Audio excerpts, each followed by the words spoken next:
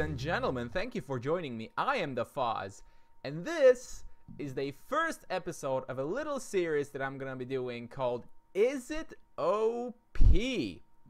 And basically what it's gonna be is going to be me taking one card per video and just taking a quick look and deciding, is this card overpowered? Is it fine? And this is basically going to be based on whatever I see in the forums, cards that people think may be overpowered. Hence, the Harpy. Harpy is one of the cards that frequently gets this criticism, especially newer players. And it's not that surprising, because if you start out at this game and you run into this thing, you could get pretty wrecked. So let's look at the Harpy real quick. So at a glance, we've got 3 mana, 2 aspects. Pretty fair, 4 drop, right? 2/3, 2 speed flying. The body's fine. But let's be honest, we didn't come here for the body. We came here for that crazy effect. At the start of each hero's turn, that hero sacrifices a level 1 creature. If so, they gain a mana. So the pretty obvious implication of this card is that it craps on level 1 creatures. Yep. So why would people think it's OP? Well, because it seems to be ridiculously effective at shutting down aggro of all kinds. And yes, it is. I completely agree. But is it overpowered? Well, I'm going to say that it is not overpowered, because it is kind of like a necessary evil. If Harpy didn't exist, or if it just had a different effect, aggro would be pretty annoying to deal with. There have been a lot of games that I played where Harpy is the only reason I was able to even make a comeback at all. And it's not like you play Harpy and aggro loses straight up. Nothing like that. Aggro usually plays a lot of little guys, and yeah, you play a Harpy, you kill one of them, but they gain 1 mana. That matters. That 1 mana could help them play something nastier. Or they'll usually just send a fireball at this and then use that 1 extra mana to play another 1-drop. So it's not like 1 Harpy aggro game over. It's just a really good tool for dealing with them. And it's a necessary tool. Without it, I don't know how some of the decks I play would ever be able to stop aggro.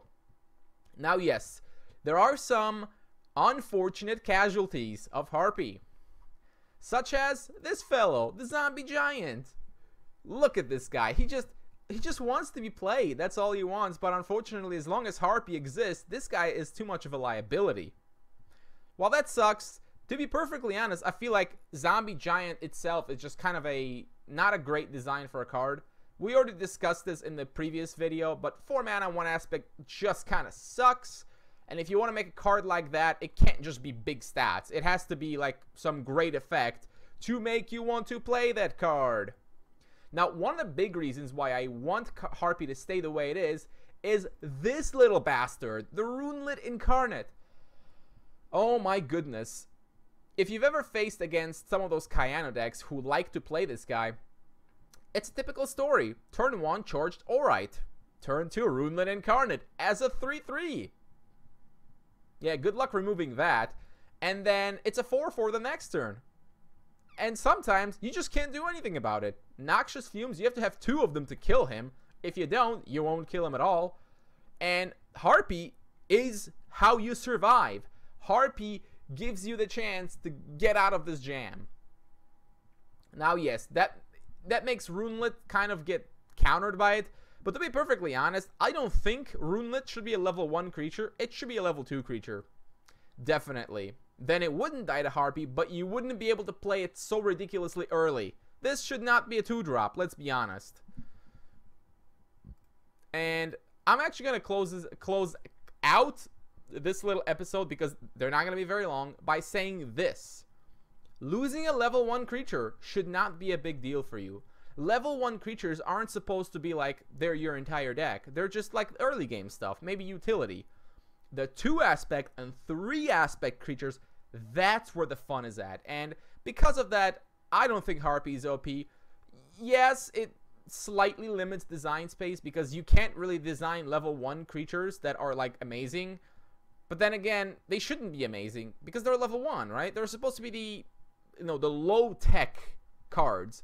It's the high-tech cards that are supposed to be amazing, like the 4-aspect cards and the 3-aspect cards, not the 1-aspect cards.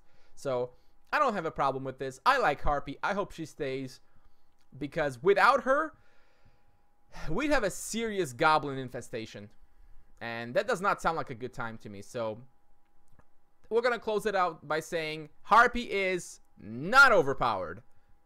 She's necessary.